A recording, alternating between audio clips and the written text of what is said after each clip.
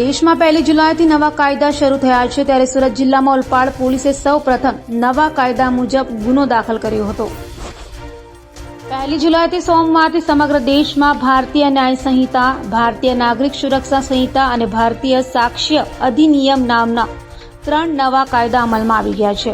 જ્યારે બ્રિટિશ કાળના 3 કાયદા આઈપીસી, સીઆરપીસી અને ઇન્ડિયન એવિડન્સ એક્ટનો હવે અંત આવી ગયો છે. જૂના કાયદાઓના નામ સહિતના ફેરફારો સાથે નવા કાયદા સમગ્ર દેશના પોલીસ સ્ટેશનો અને કોર્ટ સહિત તમામ જરૂરી કચેરીઓમાં તેનો અમલ કરવામાં આવશે.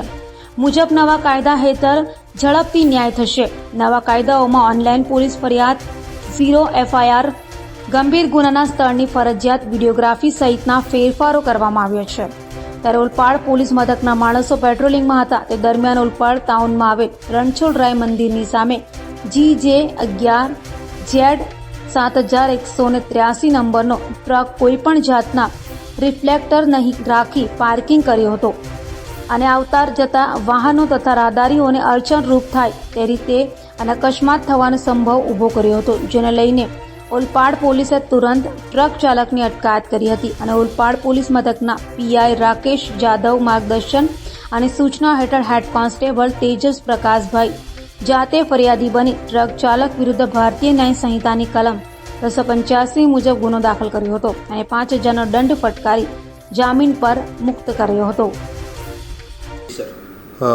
આજ રોજ 1 જુલાઈ 2024થી સમગ્ર ભારતમાં જે નવા 3 મેજર કાયદાઓ ફોજદારી કાયદાઓનું અમલ થઈ રહ્યું છે, જેના અનુસંધાને સુરત ગ્રામ્ય જિલ્લા પોલીસના ઓલપાડ પોલીસ સ્ટેશનમાં ભારતીય ન્યાય સંહિતાની કલમ 285 મુજબનો એક પ્રથમ ગુનો સુરત જિલ્લા પોલીસનું ગઈકાલે રાત્રે 12:30 વાગે દાખલ થયેલ છે, જેને અનુસંધાને નવા કાયદાને લગત તમામ પ્રકારની જોગવાઈઓ ભારતીય ન્યાય સંહિતા અને ભારતીય ન્યાય સુરક્ષા સંહિતા મુજબ ઓલપાડ પોલીસ સ્ટેશન કરી રહી છે. ધન્યવાદ.